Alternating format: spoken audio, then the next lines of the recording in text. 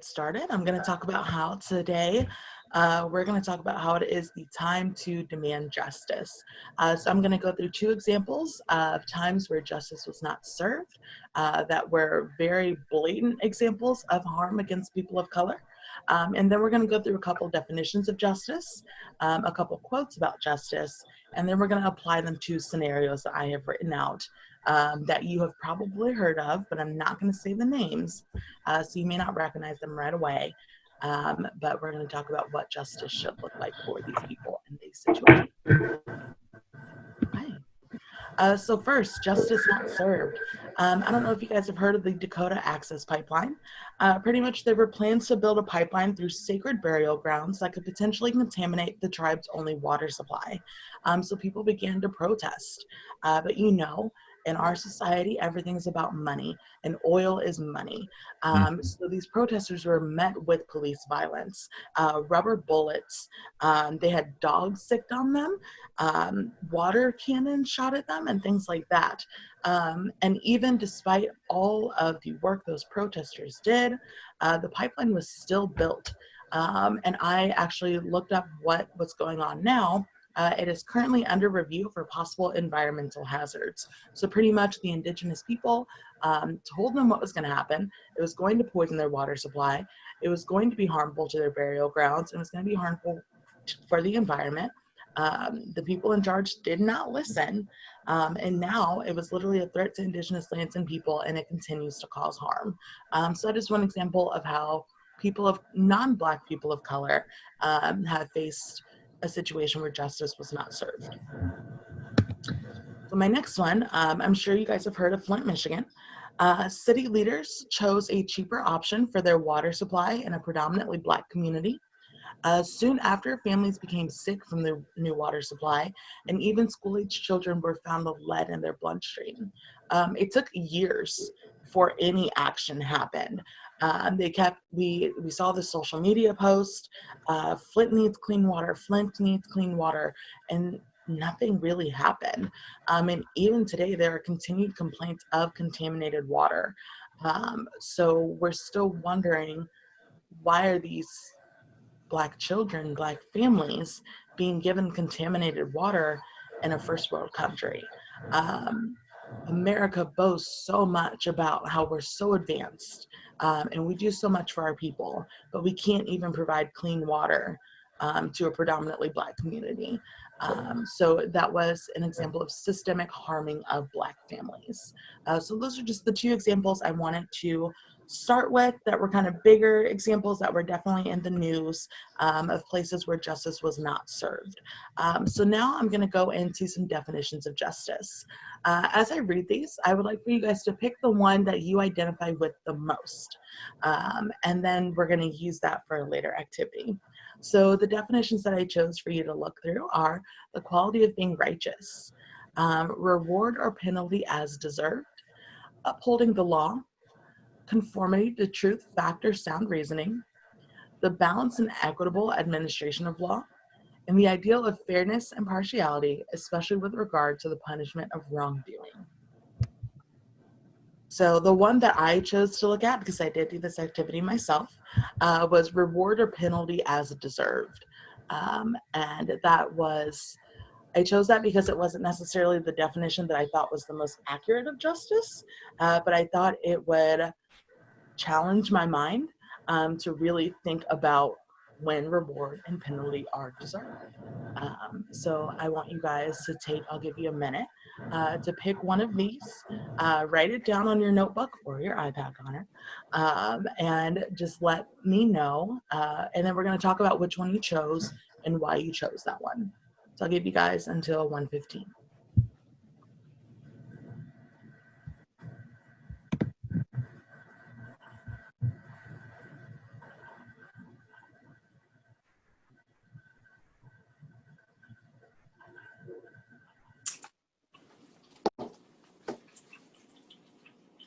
And then when you're ready, if anyone wants to share the one that they chose, please feel free. I'm looking at the screen now so I can see if you raise your hands, but you can also just unmute yourself and talk.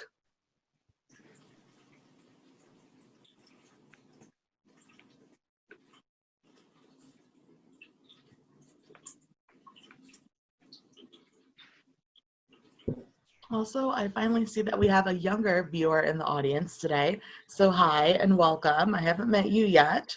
It's exciting to see some younger faces.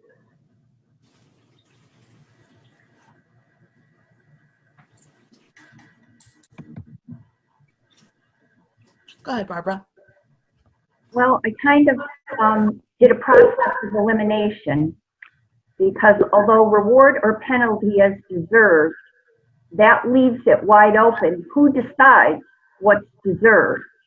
Mhm. So that one I had to reject.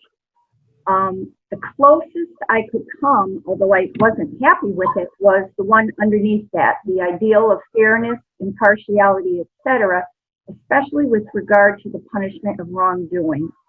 To me, if something is fair and impartial and equitable, that's the closest to me that it would have come to justice, because all the others, balanced and equitable administration of law, well, we know the laws aren't just. So upholding an unjust law, I do think that punishment is where a lot of injustice occurs, is that punishment is not meted out equally or equitably in our society, especially, based on privilege. So if it's fair and impartial, that gets the closest to it, but none of them really hit it for me.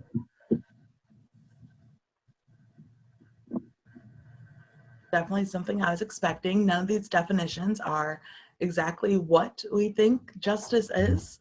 I did that on purpose. So go ahead, Connor. I think I identified with the quality of being righteous as my definition of justice. I'm gonna pop in a link to one of the sermons I gave in September, titled "Loving Accountability." So y'all feel free to watch that, and that kind of gets at why I understand the quality of being righteous as justice, because it's not always the one action has an equal reaction or a fair reaction to it, but how are we taking these actions and foraying them into something that's constructive and creates positivity and something helpful out of the situation. And that's my understanding of righteousness, is upholding love and compassion. And I think that justice is something that is inherent, or love and compassion are inherent in justice work. Okay. I do appreciate that perspective, and I will have to check out that sermon. Thank you for dropping the link to that. Yeah. Hi, I'm Caitlin. I was just going to say I chose the same as Barbara did, in regarding to a similar reasoning with the ideal of fairness and impartiality, because to me, it's not always the law being fair, but just the ideal of fairness and impartiality among anyone, so that everyone's treated with the same fairness regardless of any other external factors that people might bring into it. I'm wondering if we all have the same definition of fair, and how that can play into how we view justice, what we view as fair, because some view fair as an arm for an arm, an eye for an eye, and things like that. And others of us view fairness a little differently. So it'll be interesting as we move into the next steps of this little activity, what fairness comes to mean to you. Is there anyone else that wants to share? This is Pat. I chose conformity to truth, fact, or sound reasoning. Okay. Just because that made the most sense to me. I don't have a good reason except for that. It seems to me it's the most impartial one that would treat everyone equally. I love that you guys all pick different ones. This is working out exactly how I planned, and that never happens. So thank you. I chose a different one too, so I'll just share. I chose the far right bottom one, the balanced and equitable administration of law. And initially I was drawn to the middle yellow one, like Barbara and Caitlin. But then I actually chose the far right one because to me, the laws are not balanced and equitable right now. But if we were going to be showing justice, we would change the laws so that they were more balanced. So that's kind of the way I was thinking, is not meaning that the laws now are just, but that they should be if we want to show true justice. So do you think that some form of law is essential for justice to be served? Yes, I definitely think there needs to be more basic laws. I think it's some of the laws are, I don't know, in some ways they're too detailed, and then in other ways there's not enough. I guess it's the way we're interpreting the laws, but I mean, there's certain basic things that we need laws for. Similar to the commandments, you know. Mm-hmm. Some kind of guidelines to living, some kind of to look at, to know when things are being done wrong versus right. And as you were saying about the definition of fairness, fairness does not always mean being treated equally. I'm a teacher and I teach little kids, like second grade, and that's one of the first things we talk about the first week of school, is that just because I'm giving something to someone and you're not getting the same thing doesn't mean I'm not being fair. I'm giving them what they need and I'm meeting your needs. And as long as needs are being met, it's not going to be met in the same way. So that's kind of my definition of fairness. I get that. That's a really unique take. Go ahead, Marie. I was most drawn to the quality of being righteous, but I had the other side of feeling about it, thinking that there's many people that say that they are coming to a decision about something because of their own feeling of righteousness that actually ends up not being the godly definition of righteousness. So although that's the one I want, it's also, I feel like, the one that's very fraught with potential problems. I can definitely see that. We see that playing out in politics a lot. When one side thinks that they are right no matter what, and the other side is like, there's no way that's the right way to do things ethically and morally, and things like that. So, but if you understand, I think if you understand your own morals and ethics, and you are a morally, ethically sound person, which that could have a variety of definitions, I would probably go with righteousness as well. So it just depends on if you view yourself and the world around you as morally and ethically sound, which is debatable. So yes, I do like that take. Is there anyone else who wants to share before? Go ahead, Connor. You're muted, Connor. Maureen touched on something that I think is really important, a really important foundational point in having conversations like this, is understanding that each individual human experience will influence our definitions of words of righteousness, fairness, equality, equity, and that making our own experience that, universal when we try and take, laws and our ideas of what is just, what is fair, what is righteous, and putting them into laws that are universally applied, that makes it really tough for others. One of the reasons that the United Methodist Church in their general conference a few years ago, when they voted to keep all of their anti-LGBTQ language in their book of discipline, was because a lot of the language was very unilateral and came from an American context when the UMC is a global church. And so much of the other contexts weren't being reflected in the languages and the resolutions that were being proposed. So a lot of the delegations couldn't vote for that because they weren't seeing their context reflected. So there's this sense of each of us has our own individual experience, but when we try and universalize that, that's where we tend to rub up against one another. Definitely. And that begs the question of, since we all have different experiences, do we all have different ethical frameworks?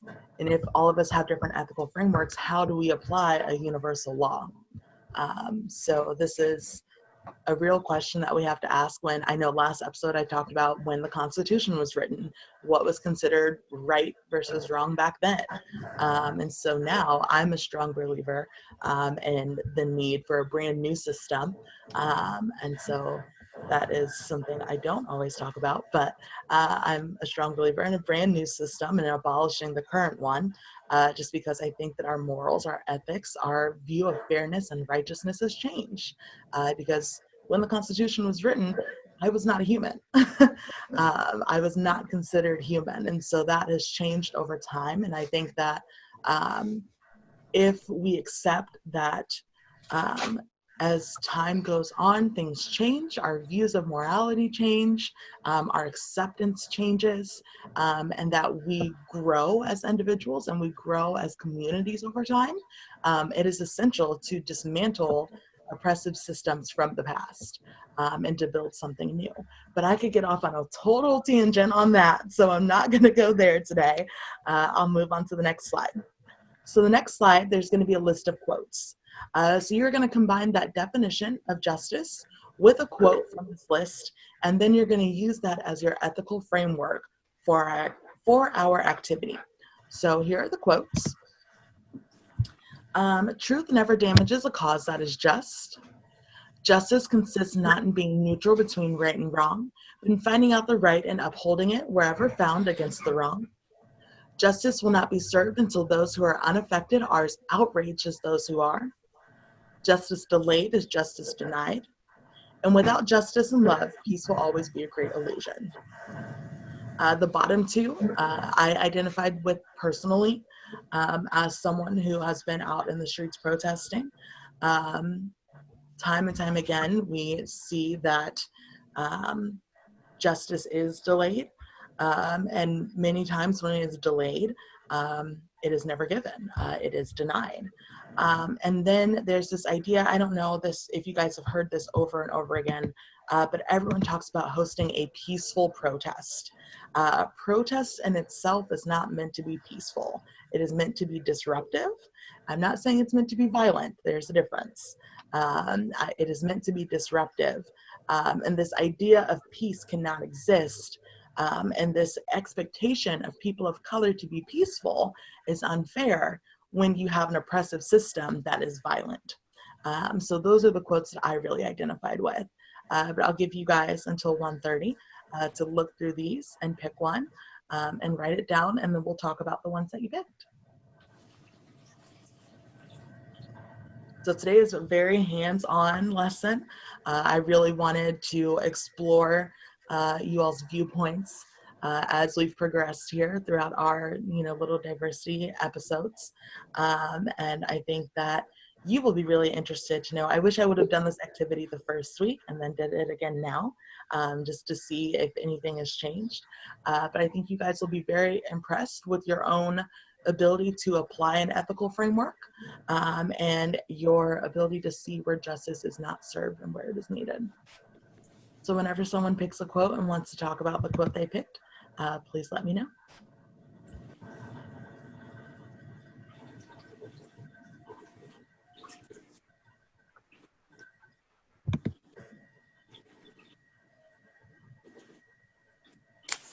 Hi, I'm Pam Gorman. Hi. I chose Ben Franklin's and I think when I was watching the protests right after George Floyd, this really came to bear. Justice will not be served until those who are unaffected are as outraged as those who are. And the picture that comes to my mind is the yellow shirt moms that were protecting the protesters from the police. Mhm. Definitely. Yeah, that is a good one. I think it is hard to put yourself in someone else's shoes. And that is a common theme in literature throughout time. It's about putting yourself in someone else's shoes, you know?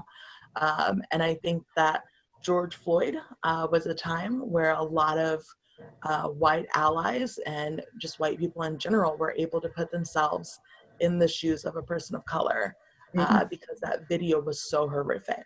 And I think that it has led to a lot of allyship and a lot of conversations like what we're having today. So I definitely see, even though you're not directly affected, to still feel and to still care. And to not just care, but feel emboldened to act is so important. So that is a really good quote. It's just heartbreaking that it took something so horrific to cause action. Absolutely. So that also begs the question, something that I've had a difficulty time, I'm going to be really candid here. I've had a difficult time sometimes interacting with my white friends because I've been upset about police brutality since I was a child. And for them to just now see that it's happening, even though I've been talking about it, it almost feels like they didn't believe me. And by not believing me, that is by not believing the experiences of Black and non-Black people of color is I don't agree with you. I think it's not that they didn't believe you, it's just it wasn't their experience and they just didn't understand. Not, I can't speak for your friends, but I think generally people just don't understand how serious it is and if they don't experience it themselves.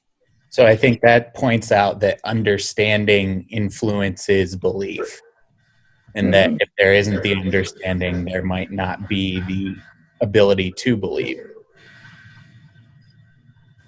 To interject my feelings, I chose the same quote, but what you were saying about not believing, I fully understand where you're coming from, because my friends of color very well might have felt the same way that maybe I didn't.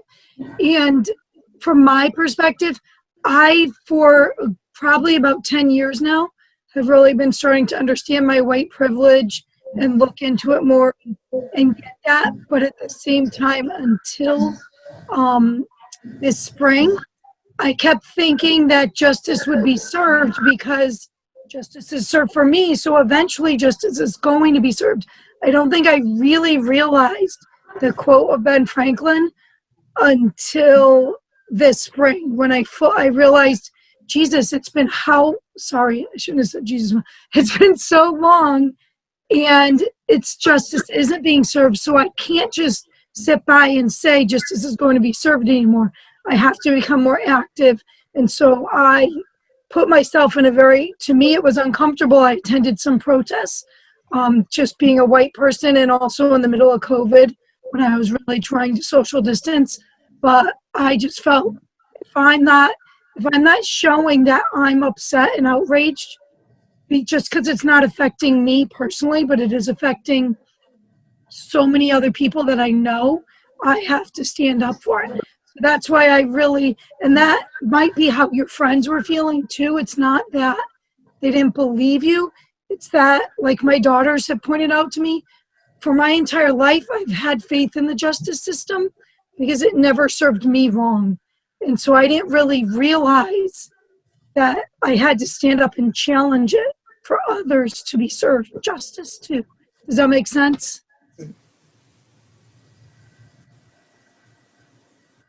Anyone else who wants to share the quote that they chose? If not, I'm going to move on.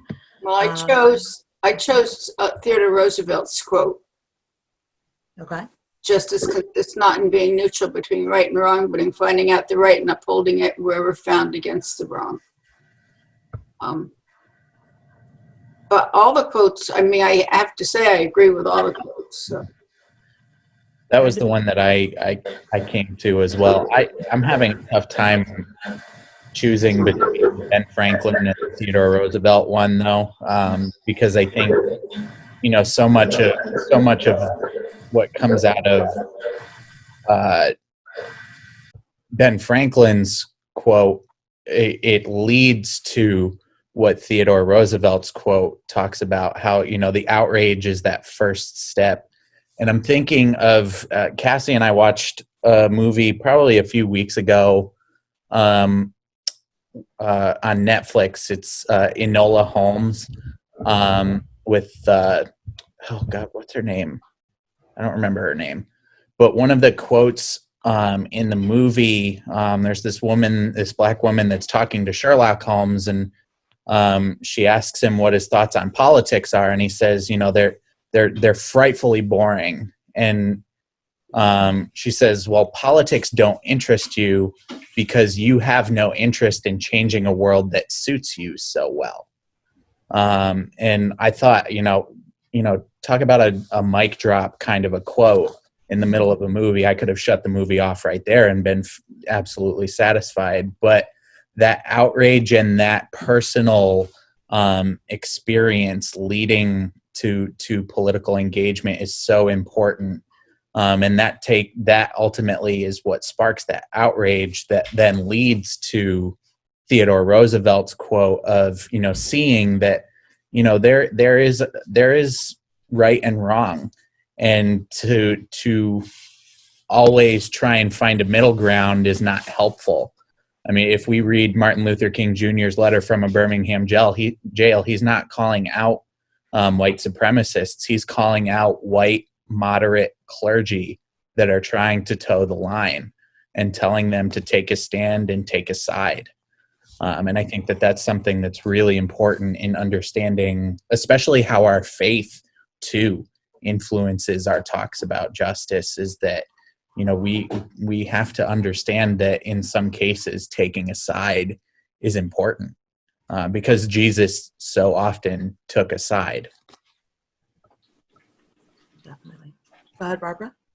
The Franklin quote, when I read it, really got to the idea of privilege for me, that once you understand privilege, then you are going to be outraged. But until you get the idea of privilege, that's not going to happen. So to me, privilege was like an underlying thought in Franklin's quote. It really resonated with me for that reason. I could see that. Barbara, you have a remarkable understanding of privilege, and every episode that we have talked, you have definitely spoken up about white privilege and things like that, and I really admire that in you. And I just wanted to say that. Thank you for just that recognition and ability to articulate what privilege is to you and what privilege is to your congregation. Well, I appreciate that, because really and truly, you helped open my eyes to that concept of privilege. I just always saw it as, I don't know, as the blessings of my life. I never realized, I guess, how that didn't work for everybody else. I don't know. I must have had blinders on, but every day when I'm out doing things, I see instances of privilege, and it like jumps out at me now. And I keep saying, how did I miss that before? What was wrong with me? Well, like we said last episode, as you know better, you do better. And I can already see that through all of you guys that is happening. Okay, so I'm going to move on to the next section. This is where I'm going to read some scenarios to you. I'm going to give a trigger warning. These scenarios can be graphic. They do involve the killings of unarmed people. And I'm just going to read these scenarios, and given the definition of justice that you chose and the quote, we're going to talk about what justice looks like in that scenario. So I'm going to start with the first one. A middle school girl wears a Black Lives Matter face mask to school. She's told to remove it and not offered a replacement despite being in the midst of a pandemic. What does justice look like here for that girl? This is our easy one. Not easy to figure out what justice looks like, but a little bit easier on the brain. So once again, a middle school girl wears a Black Lives Matter face mask to school. She is asked to remove it and not given a replacement despite being in the midst of a pandemic. What does justice look like for this girl?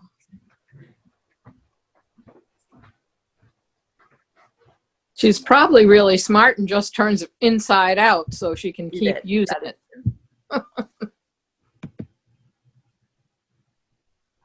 I had picked the last quote. Mm-hmm. And so in light of that, she's shown neither justice nor love because she is not being allowed to just express her own opinion, and her health is being put at risk. So she's got neither of those. And so she's basically told that her health doesn't matter and her feelings don't matter and her opinions don't matter by the very people that are supposed to be protecting her. Because justice is delayed, is justice denied. Because they're delaying her a mask, but yet they're denying her a mask. Yes. So you guys definitely understand how to apply the quote. So what does justice look like? What should happen next? And this is a hard one to answer because everyone's going to have different answers, and it's tough. So go ahead, Connor. You're muted. I always do that. For me in this situation, so I'm leaning more towards the Ben Franklin quote here. I think the request to remove the mask with the Black Lives Matter message displays a lack of the understanding and therefore a lack of the outrage and a lack of the knowledge that there is a personal experience and a personal statement to that experience being made in the message on the mask. And I think the only form of justice, in my opinion, the only form of justice here is to let her wear the mask as is, because in the message, it's not just a protective piece of equipment anymore. It's a personal expression of who she is. We try and inhibit people who are trying to express themselves in healthy and in healthy ways. I think that for me is a definition of injustice. Absolutely. So I do wonder, does anyone think that after the situation, the girl is owed anything besides being able to just wear her mask?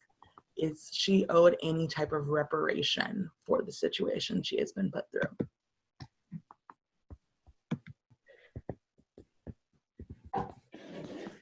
Yeah, I think she's owed not only an apology, but also perhaps an audience to talk through with administration about how she, how she can help to improve the situation in their school, or I don't know. I wouldn't want to put all the weight on her for it, but just something where and also maybe programming in the school where understanding could be promoted across the student body and across the staff. Yeah, reparations in that situation is not necessarily anything beyond an apology, but how do the staff go about learning and knowing better and doing better? Yes. I definitely think in order for me personally, in order for justice to be served, something has to be changed that created the situation at first. Mm. Something has to be done to prevent it from happening again. I think that is true justice, is when not only do you address what happened, help the person it happened to, but also prevent it happening to the next person. So that is, I have a way to do that. Testify. I don't know. In New England, we sort of, I think education of expectations to let the students know beforehand, you will be expected to wear a mask, and these are the appropriate masks that are accepted in our school. So that could have been prevented if she had been given that information. definitely. Well, right when you told that scenario, I thought of 2 boys that are in my advisory class that have been wearing these giant Trump masks, and the fact that nobody's told them they can't wear a Trump mask. But I wonder if someone was wearing a Black Lives Matter mask, if they would be told not to wear it. And it's possible. Well, if you're going to have a rule, you have to have one that applies across the board, not just to Right. certain types. Yes, and then what you guys are getting at here is giving a proactive solution instead of a reactive solution, which is a huge part of social justice and what a lot of activists are pushing for.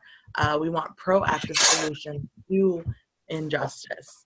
Instead of waiting for the next George Floyd, do something now instead of reacting later. So I'm going to get into the next example. These are a little bit heavier. So just giving you guys a warning, if you want to take a deep breath and kind of get yourself into the headspace to listen to these scenarios and think about what justice looks like. Okay, so a 12-year-old is sitting in the park with a toy gun, and a neighbor calls the police to report that he has a gun and looks suspicious. A rookie officer pulls up to the scene, immediately jumps out of the car, pulls his gun, and fires, striking the child. Paramedics respond to a call for an adult Black male who had been shot. Upon arriving at the hospital, nurses had gathered the tools necessary to save an adult male, but quickly realized the victim is actually a child. They do not have the time to get the right equipment, and he dies. What does justice look like here? Ooh. This one, I'm going to give you guys a couple minutes to really think about it.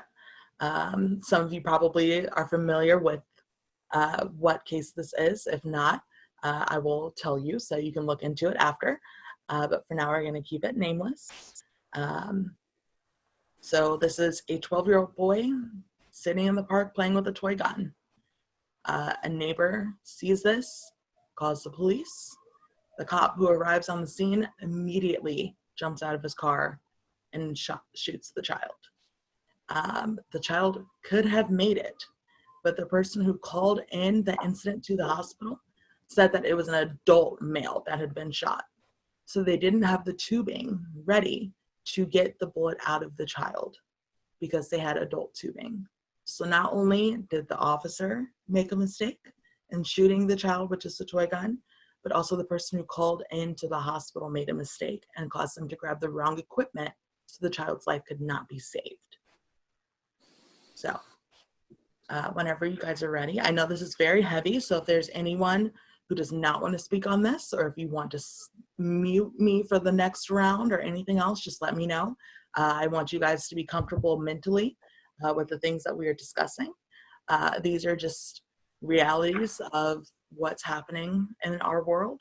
And I really want us to look at what this child deserves as justice, what the family deserves as justice, what the onlookers deserve as justice. Should justice be served? What should happen to the cop? What should happen to anyone involved here? And how we can be proactive instead of reactive. So whenever you guys are ready to speak on this one, please let me know.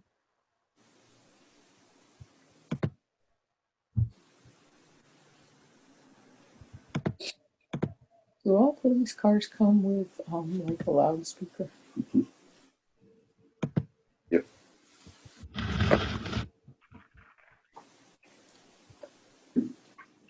I just simply drop. I don't think there's any way for the family to get justice because their son is dead. There's no justice in that. The policeman should be charged with manslaughter, probably. Police definitely need more training.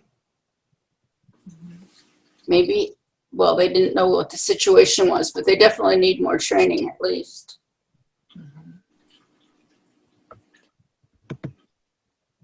Don't you think it all started with the woman in the beginning that was apparently a racist?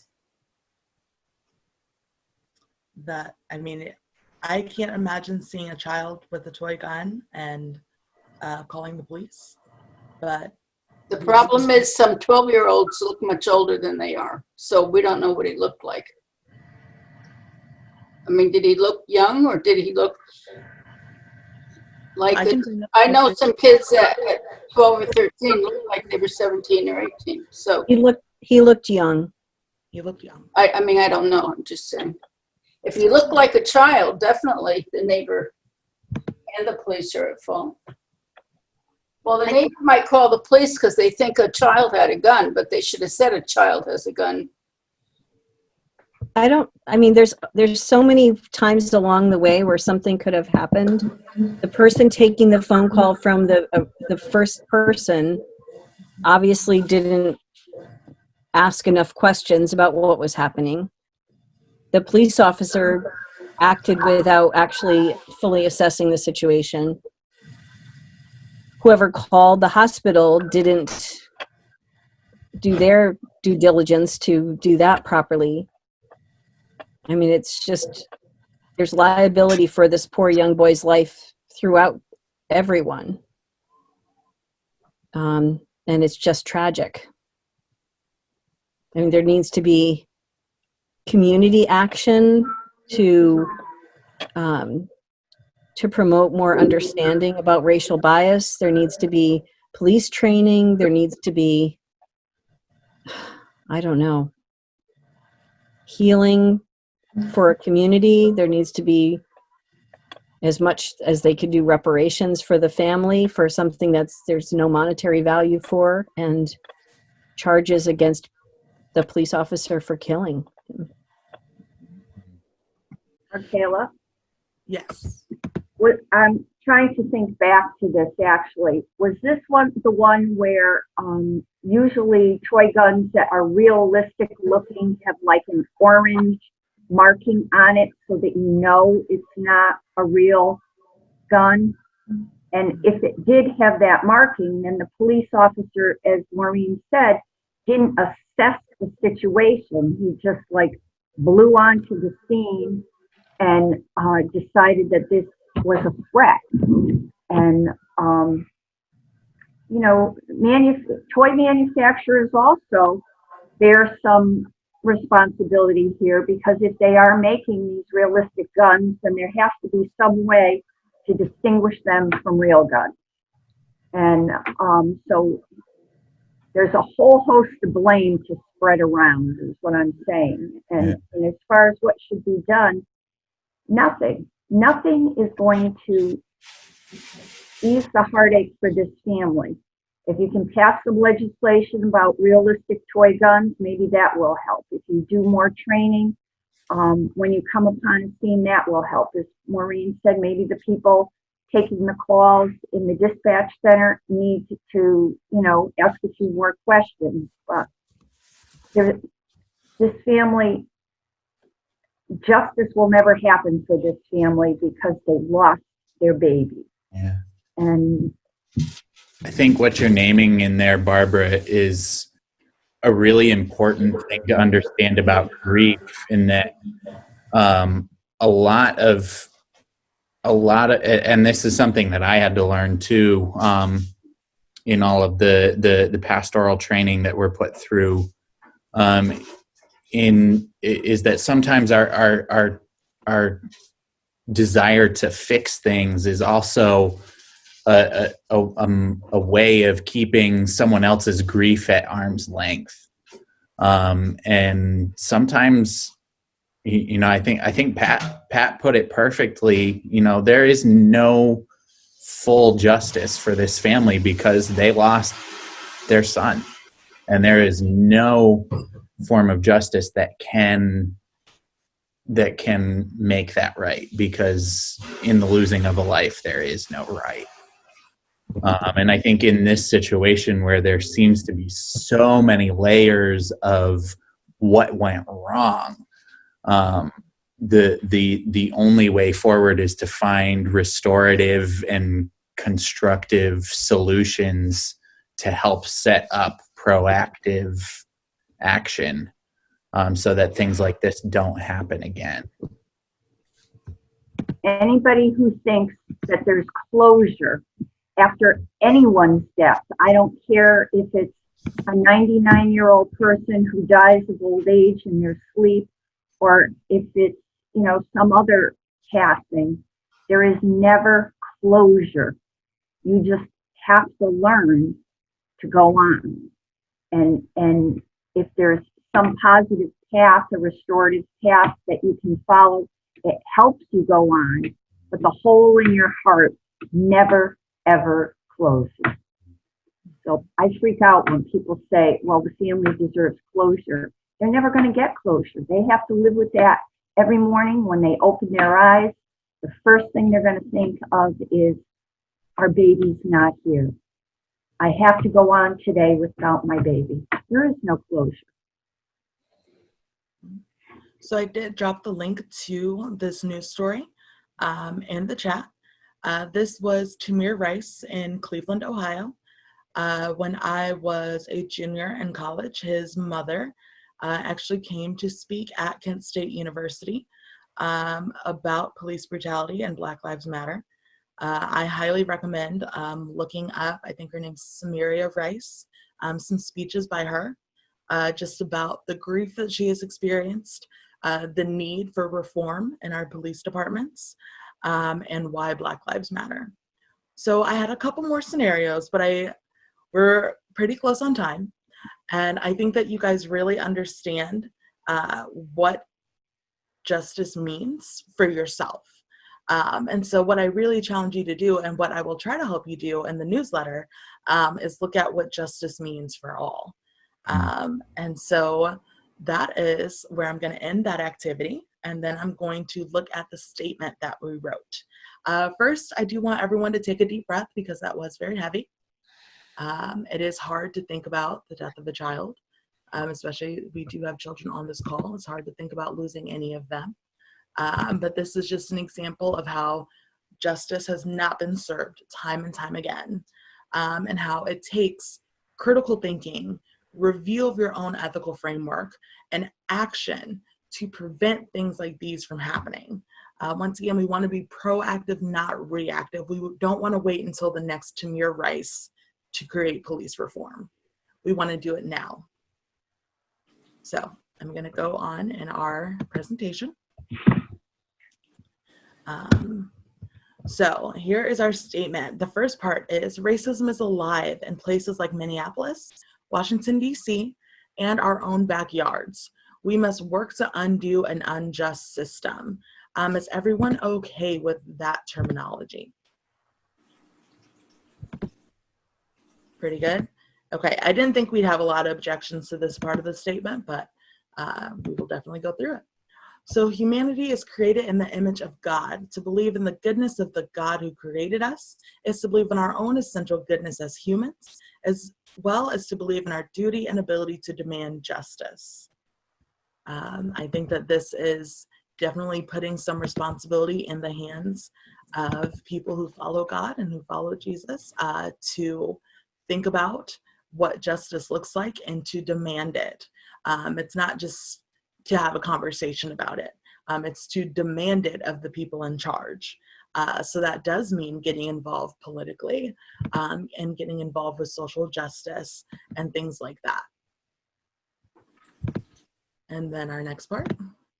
We want to acknowledge that change is fluid, ebbing, flowing, constantly moving. We will experience growth together, challenge one another, and progress to an equitable future. I definitely thought it was important here to talk about how change ebbs and flows. We've already seen that when there is another killing of an unarmed Black person, the protests go up, and then interest dies down. And then it happens again, and the protests happen again. And change kind of happens like that. We are not going to fix racism in America through the election of Joe Biden. I know that we're trying not to say politicians' names, but I'm going to be very honest. It's not going to suddenly be everyone holding hands singing Kumbaya. That's not what's going to happen. And I think that we all need to be braced for civil unrest and for big changes to happen, but they're probably not going to happen overnight. It takes a long time to create change in our court systems, to change laws and things like that. Go ahead, Connor. And I just wanted to add, if it feels like it's changed, be suspicious about that. Do some digging, because one of the things that I'm interested to see in my own Facebook page, in my Facebook feed, is to see, if Joe Biden does get elected, is it all going to start looking like it's Kumbaya on the Facebook feed, thus lulling us into this false sense of security? So if it feels like it's done that, be suspicious of that and do some digging work. Absolutely. I can tell you right now, no matter who is elected, I am going to still be trying to dismantle the system and create change. And you guys can all have my email and stay in contact with me. And I will regularly update you on how you can fight the power and everything else. So just I would recommend something that I've been doing in the past couple of weeks is just exploring my networks, understanding who provides support in what ways, building my community, knowing who I can go to understand what is happening in the Asian community, in the Black community, in the Latino community, and finding news sources that do that, finding friends who do that, and just making sure that the information that I'm taking in is well-rounded, so that when my Facebook feed looks like everyone's holding hands and singing Kumbaya, I have access to the resources that tell me that's not exactly true. So I definitely recommend. It's something that I have talked to my family about doing over the past couple of weeks. It's just building your community and understanding who you need around you over the next couple months to make sure that you're being held accountable for your views and that we're holding the people in power accountable for their views and things like that. Okay. So you guys have completed a diversity training, essentially. So if anyone wants to add that to their resume, please let me know. I can help with that. That's also something I do through my business. But now we have to talk next steps. You guys have a lot of knowledge about social justice, what is going on in the world, and how to apply ethical frameworks to the world. Now is the time to go tell a friend. So I would encourage you guys to work with Connor, who's been remarkable through this whole process, to create a plan to take this message outside of the walls of your church. Obviously, everything is being done virtual right now, so it's not too hard to hop on Facebook and just start a conversation. Call up your aunt and tell her, did you know that these things are going on in the world and we can create change? Call up a friend from high school. That intimidates me because some of my friends in high school are definitely Trump supporters, but maybe I'll give one of them a ring this week and say, did you know you can be fighting injustice? So I just really want to close by saying you guys have a tool set now, and I will send you all of the slides. So with the package that you guys have, I will send you all of the slides, all the newsletters, everything that we've gone over. And that is kind of your toolkit to go out and be the change that you want to see in the world. That is a very intimidating thing to think about. I know that when I think about all the things I want to see changed in the world, I get overwhelmed. I know that I want to be a part of that change, and it's hard to figure out how to be a part of that change. So in this next newsletter, I will give you guys action items conversation starters, and just ways to really get out into the world and start talking about demanding justice. So thank you guys for participating in this activity.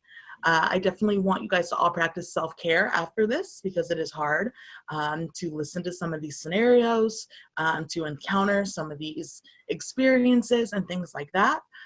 So do a face mask, read some scripture, take a bubble bath, whatever you do to get yourself in a healthy space. I would recommend that. I do want to say that I would be more than happy to continue working with you guys on any topics you're interested in, and sharing my experience and helping you guys take this toolkit and disseminate that information to the rest of your congregation. I would be thrilled to assist with that. I really don't want this relationship to end. I've had a lot of fun with you guys, and it's been such a great learning experience for me. So that is all I have for you guys today. Did you guys have questions, comments, concerns, anything that I can do for you? I just want to thank you, Arkayla, for all the work that you've put in for us and helping kind of do this work and lead us through this work in a way that's been really, really accessible and really insightful for I think everybody, especially me too. I can only speak for myself, but for me, this has been a really fantastic experience to continue to help sharpen myself for this type of work that you're doing and becoming a better and helping me become a better ally in this fight. Thank you. That means a lot. Go ahead. I just want to say, Arkayla, if you're ever on the East Coast and you come to Connecticut, I certainly hope you will stop in Meriden and perhaps worship with us if we ever have the opportunity again to gather in person and worship. But we'd love to see you and maybe continue some conversations in person. I would absolutely love that. I've never been to the East Coast, so this does give me a reason to travel out there.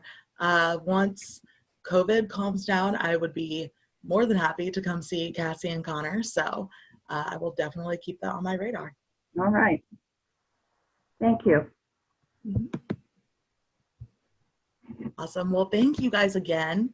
I already see tremendous growth in you guys just from the few interactions I've had with you. I do believe that you guys are braced and ready to create change. Allyship is so important in this movement, and I'm very excited for what you guys can contribute to the movement. Go ahead, Barbara. I just thought the train stopped in the station and I got the thought. Did you send us the information about that jail bail fund for the protesters that have been, stuck in jail because they haven't been able to latest newsletter? But I will make sure I get you guys information on how to work with jail support funds, because they are going to be needed this week. Okay. That is definitely something I would recommend you guys getting involved in. I know here specifically there are demonstrations and actions planned out for the entire week. And I'm sure it's happening across the nation. I really pray for all of you guys and your safety and your peace of mind over the next week as I pray for my own. And this next week, I think is going to be pretty crazy, but you guys have the tools to create change. And I know I keep saying that, but you do have the tools to, spark conversation, educate a friend, and really push forward the messages that I've been trying to send out. So I'm very excited to see what you guys do, and please keep me updated with everything you guys do. I definitely, if you guys do any trainings with the kiddos, things like that, I would love to be involved. So please keep me updated there. I'll make sure that you guys have the jail support link. Also, I mentioned my journalism project last time we talked. Since then, A Cubed, which is my project, is now an LLC in the state of Missouri. Oh, nice. We launched our social media pages, and we are launching our website tomorrow. So I will make sure I get that to you guys as well. That is the Living News collection on the Black Liberation Movement. So that is how you guys can be in Connecticut and see what's happening in St. Louis on the ground floor, the actions that are happening, the changes that are being made, and really be inspired to do more in your own community. So I will be sending you guys the information on that as well. Fantastic. Thank you so much, Arkayla. We really, really appreciate all the work you've done for us. Well, thank you guys so much. I really appreciate you guys having me. And anything you need in the future, I am literally a phone call away. I would be more than happy to help with this. If you have friends who attend other churches and think maybe they would be interested in a program like this, I encourage you to let them know my name, my email, and my business, because I would be very happy to do this again. I have enjoyed, I don't think you guys understand like just how much I've enjoyed this project.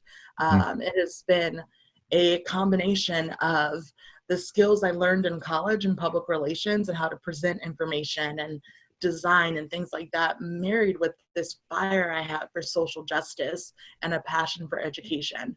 And it's been a really unique opportunity for me. And I can't tell you how much I appreciate it. So anything in the future, please spread the word that I'm doing this package for anyone who wants to learn. So we will. Absolutely. All righty. Thank you. I'm going to sign off. All right, friends, stick around. We're going to do just a quick debrief, but thank you again, Arkayla, so much for all the stuff that you've done for us. All right, thank you, and you guys have a wonderful week. Please stay safe, please stay healthy, and as usual, you can reach out to me via email with anything you need, okay? Okay. Do absolutely. Thank you. Bye. Bye. So, friends, before we kind of dive into the debrief, I do just want to say at some point this week, I am going to be adding a page to our website that kind of details what the work we've been doing with this. It will include all of the recordings. We've recorded all 3 of the presentations that Arkayla has given to us to this point. So those will be there so you can review them, kind of help distill the information that we've all been learning over the last few months.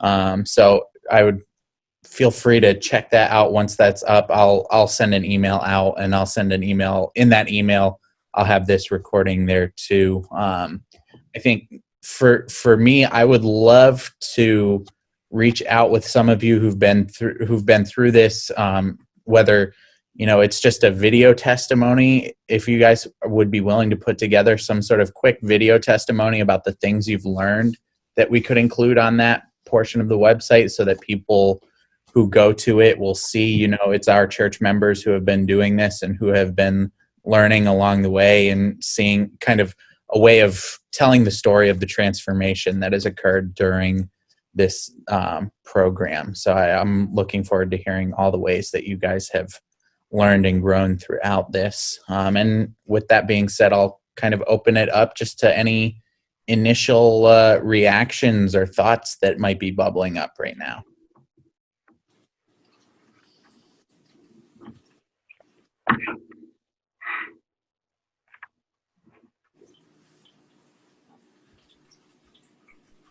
I was just wondering if we can think about the way a time when we share this statement with the congregation, and once the congregation approves it, then having some kind of community event or something that can go beyond our doors. Yeah. I think try to help spread the message. So just based on the level of Zoom participation we've been able to get in kind of all of our programming, I think the moving forward with this statement is gonna have to really be dependent on our ability to gather in person as well.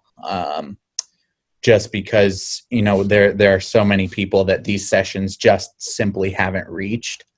And so I think part of that, and I'm going to challenge all of you who have been a part of this to kind of really, again, take a look at the recordings and take take stock of what we've learned, because we're ultimately going to be the group that kind of educates the congregation on this a second time around. We have to take this and make this statement something that we as individuals own.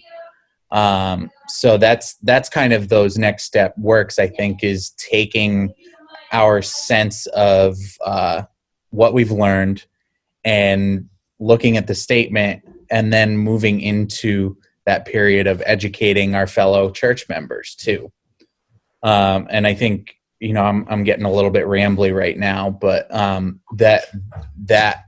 those next steps of moving the statement along are going to definitely have to be dependent on COVID, unfortunately. Barbara, go ahead.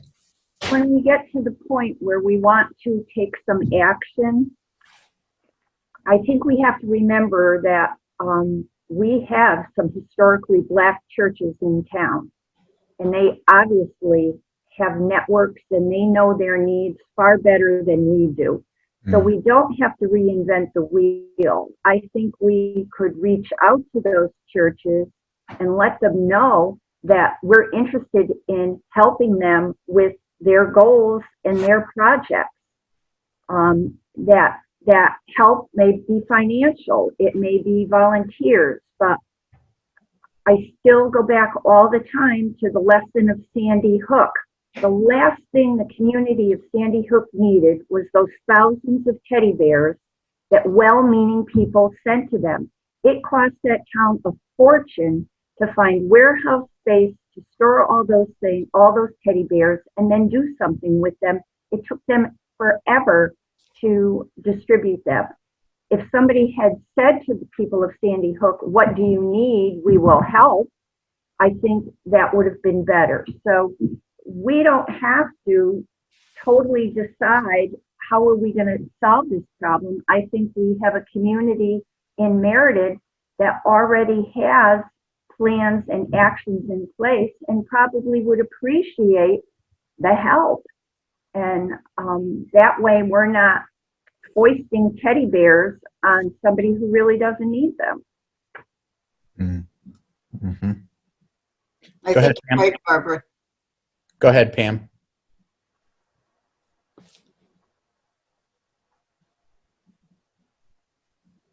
I think also we should have a frank discussion with them on what kind of legislation they'd like to see, and that we do contacting our legislators to help change the system. Mm-hmm. Absolutely. That's where change is going to happen. Mm-hmm.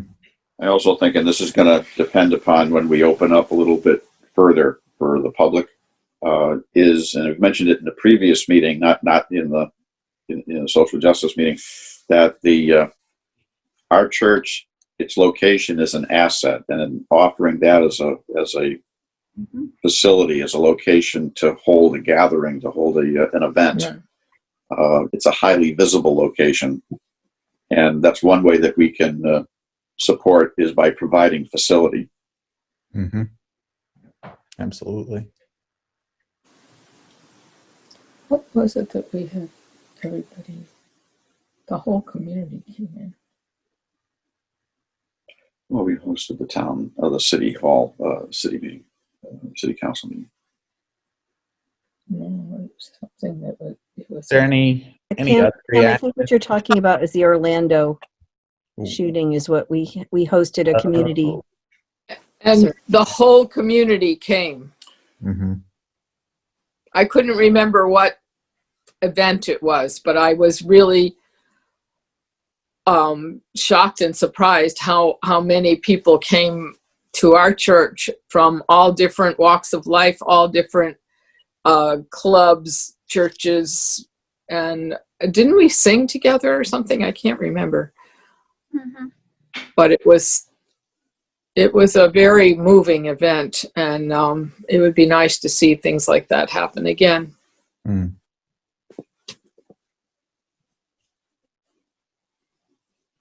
I guess it's a little like weddings and funerals. You don't see your family until there's a funeral, and Mm-hmm. so if we have a big event that's tragic. It seems to Yeah. pull people together. Things are so polarized now. It would be helpful to have people find common ground and work together. Mm-hmm. I like Barbara's idea of reaching out to the historically Black churches in town, because I do think, as much as we all embrace diversity, our church is actually not very diverse racially at all. It never has been. And I think that'd be wonderful. And I think one of the outreaches everyone's had tried to do, I know Maureen and C has tried for years, is to collaborate with other churches with things. So to me, that would bring meet both those needs, Mm-hmm.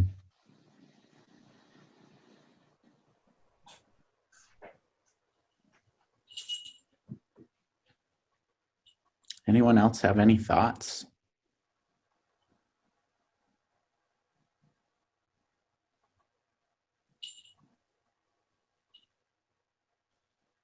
I just want to say I'm proud that we were able to do this kind of work. And I feel like through this kind of work, we start to live up to our vision of being a beacon of justice and hope. And so I'm just very thankful for everybody and for the willingness to have Arkayla come in, because not all communities in our, not all church communities around us could do that kind of work. So thank you. Absolutely.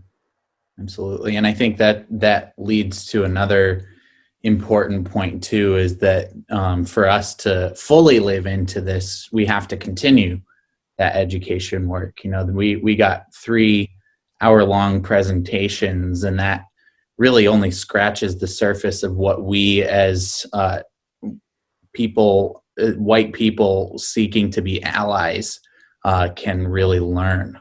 So there's more education opportunities for us to really engage in, and we'll certainly engage in those in the future as well, on top of the action that we can bring about as well.